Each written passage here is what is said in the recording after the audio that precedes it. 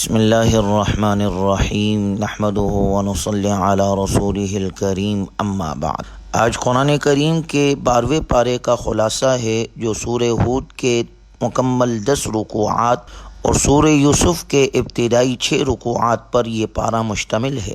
اس پارے کی پہلی سورت سورہ ہود ہے جو 123 آیات اور 10 رکوعات پر مشتمل ہے۔ چونکہ اس صورت مبارکہ میں حضرت ہود علیہ السلام اور ان کی قوم کا واقعہ مذکور ہے، اس نسبت سے اس صورت کو سورہ ہود کہتے ہیں۔ اس صورت کی ابتدا میں اللہ تعالیٰ نے قرآن کریم کی عظمت کو بیان کیا ہے۔ کتاب احکمت آیاتہ ثم فصلت من لدن حکیم خبیر، کہ یہ قرآن کریم اپنی آیات، معانی اور مضامین کے اعتبار سے محکم کتاب ہے اور اس میں کسی بھی اعتبار سے فساد اور خلل نہیں آ سکتا اور نہ اس میں کوئی تعارض یا تناقض پایا جاتا ہے۔ اس کے محکم ہونے کی بڑی وجہ یہی ہے کہ اس کی تفصیل اور تشریح اس ذات باری تعالیٰ نے کی ہے جو حکیم بھی ہے اور خبیر بھی ہے۔ اس کا ہر حکم کسی نہ کسی حکمت پر مبنی ہے۔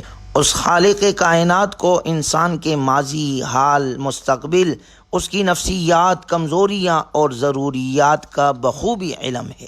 اس کے بعد اللہ کی توحید کا ذکر ہے، اللہ تعبدوا الا اللہ، کہ اللہ کے علاوہ کسی کی عبادت نہ کرو۔ عبادت کے لائق وہی معبود وحدہ لا شریک، صرف اللہ کی ذات ہے جو پوری کائنات کے نظام کو چلانے والا اور ہر مخلوق کو رزق دینے والا ہے۔ وما من دابۃ فی الارض الا علی اللہ رزقھا، کہ ساری مخلوق کو رزق دینے والا اللہ ہی ہے، خواہ وہ مخلوق انسان ہو یا جنات، چھپائے ہو یا چرند و پرند، پانی میں رہنے والی مچھلیاں ہو یا کہ زمین میں رینگنے والے کیڑے مکوڑے، سب کی رزق کی ذمہ داری اللہ نے اپنے ذمے لی ہے۔ وہ اللہ خلق السماوات والارض فی 6 ایام، جس نے آسمان اور زمین کو 6 دنوں میں پیدا کیا۔ وکان عرشہ علی الماء لیبلوکم ایکم احسن عملا، اور اس کا عرش پانی پر ہے تاکہ وہ تمہیں جانچے، تمہیں پھرکے کہ تم میں اچھا عمل کون کرتا ہے۔ پورے قرآن کریم میں اللہ نے کہیں نہیں ذکر فرمایا کہ تم میں زیادہ عمل کون کرتا ہے۔ ہاں، یہ ذکر ضرور ہے کہ اچھا عمل کون کرتا ہے۔ الذی خلق الموت والحیات لیبلوکم ایکم احسن عملا، وہ ذات جس نے موت اور زندگی کو بنایا تاکہ وہ تمہیں جانچے، پرکھے، تمہارا امتحان لے تم میں اچھا عمل کون کرتا ہے۔ اللہ کے ہاں اچھے عمل کی بڑی قدر ہے، چاہے کہ وہ کم ہی کیوں نہ ہو۔ اس کے بعد سورہ ہود کے دوسرے رکوع میں اللہ تعالیٰ نے ذکر فرمایا وَلَئِنْ أَذَقْنَا الْإِنسَانَ مِنَّا رَحْمَةً ثُمَّ نَزَعْنَاهَا مِنْ إِنَّهُ لَيَئُوسٌ كَفُورٌ، کہ جب انسان پر نعمت آتی ہے تو وہ اتراتا ہے اور جب تکلیف آتی ہے تو انتہائی مایوس ہو کر بجھ جاتا ہے۔ اللہ کے محبوب بندے نعمتوں پر شکر اور تکالیف پر صبر کرتے ہیں، گویا وہ اللہ کے ہر فیصلے پر راضی رہتے ہیں۔ اللہ تعالی ہم میں یہ صفت پیدا فرمائے۔ اس کے بعد اگلی آیات میں انسان کے 2 گروہوں کا ذکر ہے۔ ایک گروہ وہ ہے جس کی زندگی اور جس کی ساری کوشش کا ہدف صرف دنیا ہے، وہ ہر وقت اس دنیا کو زیادہ سے زیادہ آرام دہ بنانے کی فکر میں لگے رہتے ہیں اور کبھی بھولے سے بھی انہیں آخرت کی یاد نہیں آتی۔ دوسرے نمبر پر توفیق یافتہ گروہ وہ ہے جو دنیا کے لیے محنت تو کرتا ہے مگر اس کی کوششوں کا محور آخرت ہے۔ وہ اخروی زندگی ہی کو سامنے رکھ کر دنیا کی زندگی گزارتا ہے۔ پہلے گروہ کی مثال اندھوں اور بہروں جیسی ہے جو صرف دنیاوی زندگی کے پیچھے لگے رہتے ہیں، جبکہ دوسرے گروہ کی مثال بینائی اور شنوائی کی نعمت سے سرفراز لوگوں جیسی ہے۔ سورہ ہود کے تیسرے رکوع میں حضرت نوح علیہ السلام کی قوم کی ہٹ درمی کا ذکر ہے۔ حضرت نوح علیہ السلام نے اپنی قوم کو اللہ کی بندگی کی دعوت دی، اللہ تعبدوا الا اللہ، مگر قوم کے سرداروں نے کہا کہ آپ کی رسالت کا دعویٰ جھوٹا ہے، نعوذ باللہ، اور آپ کی پیروی کرنے والے ہمارے معاشرے میں کمتر اور گھٹیا لوگ ہیں، ہم ہرگز آپ کی بات نہ مانیں گے۔ حضرت نوح علیہ السلام نے کہا میں نے تمہارے درمیان ایک پاکیزہ زندگی گزاری ہے، پھر اللہ نے مجھے چن لیا اور مجھ پر وحی نازل کی، میں تم سے اس تبلیغ پر کوئی نذرانہ نہیں مانگتا، لا اسألکم علیہ اجرا، میں کوئی اجرت طلب نہیں کرتا، میں تمہارے کہنے پر ہرگز ایمان لانے والے فقراء اور درویشوں کو اپنے پاس سے دور نہیں کروں گا۔ میں نے کبھی دعویٰ نہیں کیا کہ میرے پاس اللہ کی رحمت کے خزانے ہیں، ولا اعلم الغیب ولا اقول انی ملک، اور نہ میں غیب کی باتیں جانتا ہوں اور نہ میں نے یہ کہا ہے کہ میں فرشتہ ہوں، میں تو ایک انسان ہوں، لیکن اللہ نے مجھے رسالت کے لیے چنا ہے۔ چنانچہ قوم نے ان کی دعوت کو جھٹلایا اور کہنے لگی فَأْتِنَا بِمَا تَعِدُنَا إِن كُنْتَ مِنَ الصَّادِقِينَ، کہ اگر آپ سچے ہیں تو اللہ کا عذاب ہم پر نازل کر دے۔ چوتھے رکوع میں اللہ کا ارشاد ہے وَأُوحِيَ إِلَى نُوحٍ أَنَّهُ لَن يُؤْمِنَ مِن قَوْمِكَ، اللہ تبارک و تعالیٰ نے حضرت نوح علیہ السلام کو آگاہ کر دیا کہ آپ کی قوم کے مزید افراد ایمان نہیں لائیں گے، اب ان پر عذاب نازل ہوگا، آپ اہل ایمان کے لیے ایک کشتی بنائیں۔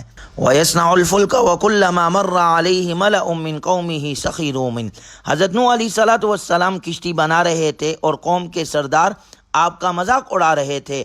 آپ نے فرمایا کہ عن قریب ہم تمہارا مذاق اڑائیں گے، جب اللہ کی طرف سے عذاب کا فیصلہ آئے گا تو آسمان سے بارش نازل ہونا شروع ہوئی، زمین سے پانی ابلنے لگا۔ حضرت نوح علیہ السلام نے تمام اہل ایمان اور ہر مخلوق کے ایک ایک جوڑے کو کشتی میں سوار کر لیا۔ پانی کی مقدار اس قدر بڑھ گئی کہ اس نے ایک ایسے طوفان کی صورت اختیار کر لی جس سے پہاڑ جیسی بلند موجیں پیدا ہو گئی۔ وقال اركبوا فيها بسم الله مجريها ومرساها ان ربي لغفور رحیم، کہا کہ اس میں سوار ہو جاؤ اللہ کے نام سے۔ چنانچہ کشتی میں سوار ہونے والے اہل ایمان محفوظ رہے، باقی پوری قوم پانی میں غرق ہو گئی۔ حضرت نوح علیہ السلام کا بیٹا جو کافر تھا وہ بھی طوفان کے نظر ہو گیا، جس کا علم نوح علیہ السلام کو نہیں تھا۔ نوح علیہ السلام نے اللہ سے کہا ربی ان ابنی من اہلی، اے اللہ اس میں تو میرا بیٹا ہے جو میرے اہل میں سے ہے۔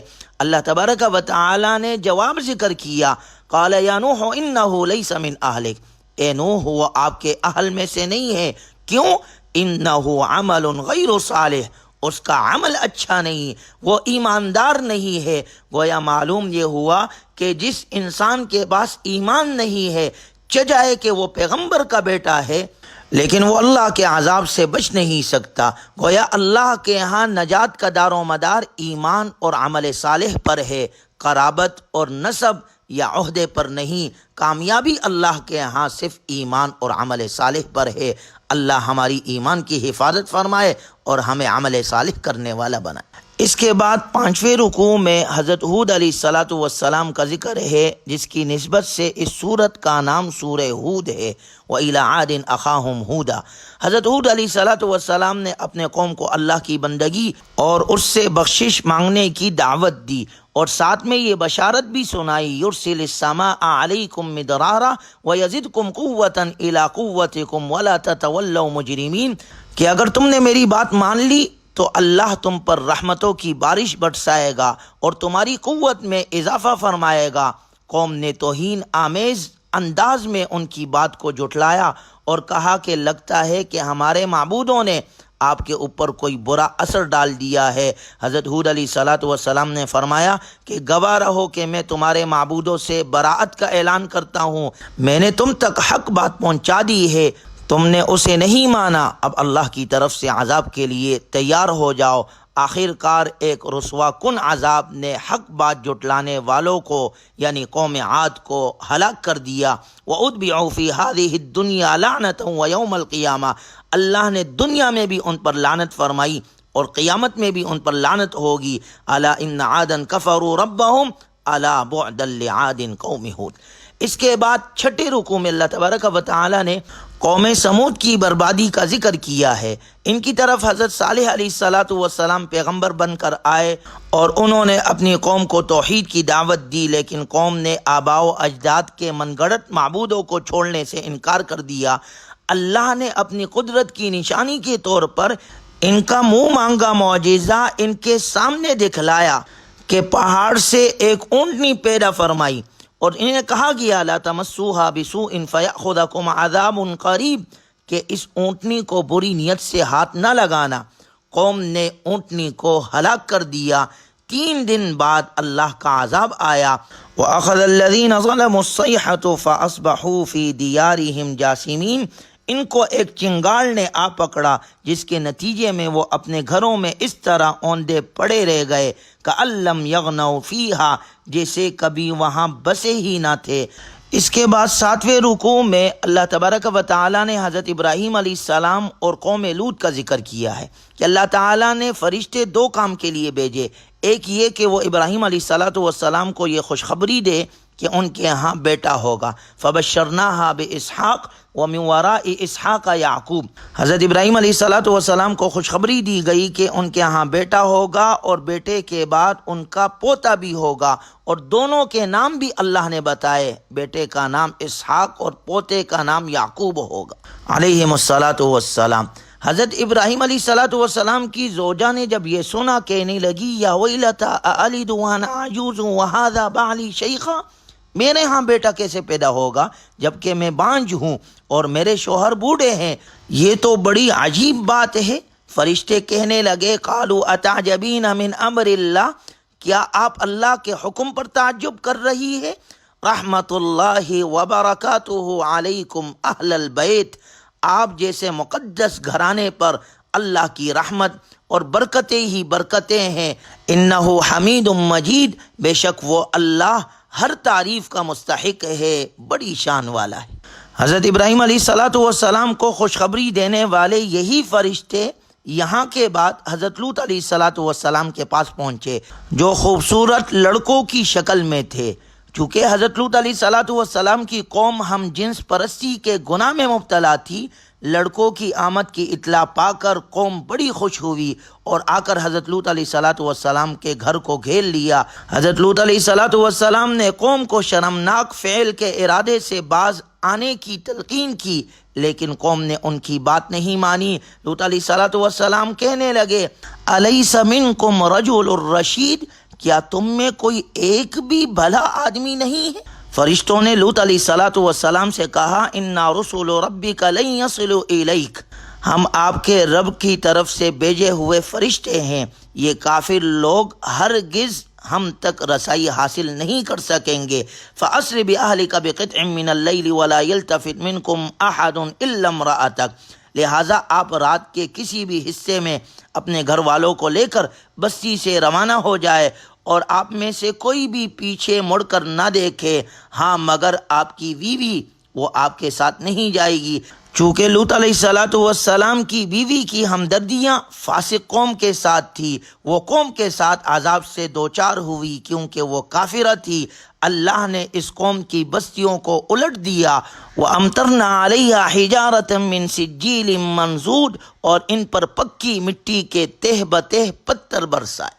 اس کے بعد 8ویں رکوع میں قوم شعیب پر عذاب کا ذکر ہے۔ حضرت شعیب علیہ السلام نے بھی اپنے قوم کو دعوت دی، یا قوم اعبدوا اللہ ما لکم من الہ غیرہ، اے میری قوم اللہ کی عبادت کرو اور شرک کو چھوڑ دو، اور اس کے ساتھ قوم سے کہا لا تنقصوا المکیال والمیزان انی اراکم بخیر، ناپ تول میں کمی نہ کرو بلکہ اوفوا الکیل والمیزان، ناپ تول کو پورا کرو، ولا تبخسوا الناس اشیاءہم، لوگوں کو ان کی چیزیں گھٹا کر مت دو، ولا تعثوا فی الارض مفسدین، زمین میں فساد مت کرو۔ گویا جو لوگ ناپ تول میں کمی کرتے ہیں، لوگوں کے حقوق کو مارتے ہیں، وہ زمین میں فساد پھیلاتے ہیں۔ آج ہمارے معاشرے کے اندر بھی یہ گناہ بہت عام ہے۔ اللہ تعالی ہمیں صحیح طور پر حقوق اللہ اور حقوق العباد ادا کرنے والا بنائے۔ چنانچہ قوم شعیب نے جب شعیب علیہ السلام کی دعوت کو ٹکرایا تو اللہ تبارک و تعالی نے ان کو بھی پکڑا اور ان کو زلزلے کے ذریعے سے تباہ کر دیا گیا۔ 9ویں رکوع میں حضرت موسیٰ علیہ السلام کا ذکر ہے وَلَقَدْ أَرْسَلْنَا مُوسَىٰ بِآيَاتِنَا وَسُلْطَانٍ مُّبِينٍ، کہ موسیٰ علیہ السلام اللہ کی نشانیاں لے کر فرعون کی طرف آئے اور آل فرعون کو توحید کی دعوت دی۔ آل فرعون نے حضرت موسیٰ علیہ السلام کی بات نہیں مانی بلکہ فَاتَّبَعُوا أَمْرَ فرعون، انہوں نے فرعون کی اتباع کی، اور وہ روز قیامت فرعون کے پیچھے پیچھے آئیں گے اور وہ انہیں جہنم کے اندر لا کر گرائے گا۔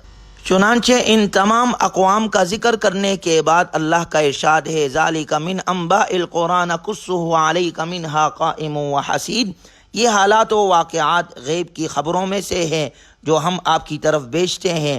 اس سے پہلے نہ تو آپ ان کو جانتے تھے اور نہ ہی آپ کی قوم جانتی تھی۔ گویا یہ تمام اقوام کے قصے وحی الہی کے اس بات اور رسول اللہ صلی اللہ علیہ وسلم کی نبوت کی سچائی اور قرآن کے معجزے ہونے کی سب سے بڑی دلیل ہے۔ چنانچہ سورہ ہود کے آخری رکوع میں اللہ کا ارشاد ہے وَكُلًّا نَقُصُّ عَلَيْكَ مِنْ أَنْبَاءِ الرُّسُلِ مَا نُثَبِّتُ بِهِ فُؤَادَكَ۔ اے محمد صلی اللہ علیہ وسلم، انبیاء اکرام علیہم السلام کے وہ سب حالات جو ہم آپ سے بیان کرتے ہیں ان کے ذریعے ہم آپ کے دل کو مضبوط رکھتے ہیں، اور ان قصوں میں آپ کے پاس حق آ گیا۔ وَمَوْعِظَةٌ وَذِكْرَىٰ لِلْمُؤْمِنِينَ، اور مؤمنوں کے لیے اس میں نصیحت اور عبرت ہے۔ اس کے بعد سورہ یوسف ہے جو 111 آیات اور 12 رکوعات پر مشتمل ہے۔ اس صورت مبارکہ میں حضرت یوسف علیہ السلام کا واقعہ بڑی تفصیل کے ساتھ بیان ہوا ہے۔ اس نسبت سے اس صورت کا نام سورہ یوسف ہے، اور اس صورت کی یہ خصوصیت ہے کہ اس میں یوسف علیہ السلام کا پورا واقعہ ایک ہی تسلسل میں تفصیل کے ساتھ ذکر کیا گیا ہے، اور تقریباً پوری صورت اس کے لیے وقف ہے، اور یہ واقعہ کسی اور صورت میں نہیں آیا۔ اس واقعے کو اتنی تفصیل کے ساتھ بیان کر کے اللہ تعالیٰ نے ان کافروں پر ایک حجت قائم فرما دی جو حضور علیہ السلام کی نبوت کا انکار کرتے تھے۔ یہ بات ان پر بھی واضح تھی کہ اس واقعے کا علم ہونے کا آپ کے پاس کوئی ذریعہ نہ تھا، لہٰذا یہ تفصیل آپ کو وحی الہی کے علاوہ کسی اور طریقے سے حاصل نہیں ہو سکتی تھی۔ اس کے علاوہ مکہ مکرمہ میں حضور علیہ السلام اور آپ کے صحابہ کرام رضی اللہ عنہم اجمعین کو کفار مکہ کی طرف سے جن تکلیفوں کا سامنا کرنا پڑا، اس کے پیش نظر اس واقعے میں آپ کے لیے تسلی کا بھی بڑا سامان تھا کہ حضرت یوسف علیہ السلام اپنے بھائیوں کی سازش کے نتیجے میں بڑے سخت حالات سے گزرے، لیکن آخر کار اللہ تعالیٰ نے انہی کو عزت، شوکت اور سربلندی عطا کی اور وقت کا بادشاہ اور وقت کا نبی بنا دیا۔ جن لوگوں نے انہیں تکلیفوں کا نشانہ بنایا تھا ان سب کو ان کے آگے جھکنا پڑا۔ اسی طرح ہمارے پیغمبر امام الانبیاء خاتم النبیین محمد الرسول اللہ صلی اللہ علیہ وسلم اگرچہ مکہ مکرمہ میں آپ علیہ السلام کو تکلیفیں اٹھانی پڑی اور آپ علیہ السلام کو مکہ چھوڑنا پڑا، لیکن آخر کار یہ سازشی لوگ آپ ہی کے سامنے جھک گئے اور حق غالب ہو کر رہ گیا۔ اللہ تبارک و تعالی نے آپ علیہ السلام کو بھی عروج عطا کیا، یہاں تک کہ آپ علیہ السلام پہلی اسلامی مملکت کے سربراہ بن گئے۔ جب مکہ فتح ہوا تو اہل قریش آپ کے سامنے شرمندہ ہوئے، انہیں آپ علیہ السلام کے سامنے جھکنا پڑا۔ اللہ تبارک و تعالی نے آپ علیہ السلام کو پورا اختیار عطا کیا، لیکن اس موقع پر آپ علیہ السلام نے فرمایا میں تم سے وہی بات کہتا ہوں جو میرے بھائی یوسف علیہ السلام نے اپنے بھائیوں سے کہی تھی، لا تثریب علیکم اليوم، جاؤ تم آزاد ہو، تم پر کوئی الزام نہیں۔ حضرت یوسف علیہ السلام کے قصے کو خود قرآن کریم نے احسن القصص قرار دیا ہے، کیونکہ اس قصے میں جتنی عبرتیں اور نصیحتیں پائی جاتی ہے وہ شاید ہی کسی دوسرے قصے میں پائی جاتی ہو۔ اس میں دین بھی ہے اور دنیا بھی، اور سیرت اور نواسح بھی، خوابوں کی تعبیر بھی ہے، اور سیاست اور حکومت کے رموز بھی، انسانی نفسیات بھی ہے، اور معاشی خوشحالی کی تدبیریں بھی، اور زہد و تقوی کی دستگیری بھی۔ اس میں انبیاء اکرام اور صلحاء کا تذکرہ بھی ہے، اور ملائکہ اور پرندوں کا بھی، جنوں اور انسانوں کا بھی، اسی طرح بادشاہوں، تاجروں، عالموں اور جاہلوں کے حالات بھی اس قصے میں موجود ہے۔ چونکہ سورہ یوسف 12ویں اور 13ویں پارے دونوں میں یہ قصہ تسلسل کے ساتھ بیان ہوا ہے، تو آج اس پورے قصے کا کچھ خلاصہ بیان کرتے ہیں، کل انشاءاللہ تفصیل کے ساتھ بیان ہوگا۔ حضرت یعقوب علیہ السلام کے 12 بیٹے تھے۔ حضرت یوسف علیہ السلام ان میں سے غیر معمولی طور پر حسین تھے۔ ان کی سیرت اور صورت دونوں کے حسن کی وجہ سے والد گرامی ان سے بے پناہ محبت کرتے تھے، اور محبت کی ایک وجہ یہ بھی تھی کہ آپ کا اور آپ کے بھائی بنیامین کا سب سے چھوٹا ہونا تھا، جبکہ ان دونوں کی والدہ بھی انتقال کر چکی تھی۔ چھوٹے بچے سے محبت انسان کی فطرت ہے، چنانچہ حضرت یعقوب علیہ السلام کی اس محبت کی وجہ سے یوسف علیہ السلام کے بھائی حسد میں مبتلا ہو گئے اور وہ اپنے والد کو تفریقہ کہہ کر حضرت یوسف علیہ السلام کو جنگل میں لے گئے اور آپ کو کنویں میں گرا دیا۔ وہاں سے ایک قافلہ گزرا، انہوں نے پانی نکالنے کے لیے کنویں میں ڈول ڈالا تو ڈول میں سے آپ نکل آئے۔ قافلے والوں نے مصر میں جا کر بیچ دیا، عزیز مصر نے خرید کر گھر میں رکھا۔ جوان ہوئے تو اس کی بیوی آپ کے محبت میں گرفتار ہو گئی، اس نے برائی کی دعوت دی، حضرت یوسف علیہ السلام نے اس کی دعوت ٹکرا دی۔ عزیز مصر نے بدنامی سے بچنے کے لیے آپ کو جیل میں ڈلوا دیا۔ قید خانے میں آپ نے دعوت توحید کا سلسلہ جاری رکھا، جس کی وجہ سے قیدی آپ کی عزت کرتے تھے۔ بادشاہ وقت کے خواب کی صحیح تدبیر بتانے کی وجہ سے آپ اس کی نظروں میں جج گئے۔ اس نے آپ کو خزانے، تجارت اور مملکت کا خود مختار وزیر بنا دیا۔ مصر اور گرد و پیش میں قحط کی وجہ سے آپ کے بھائی غلہ حاصل کرنے کے لیے مصر آئے۔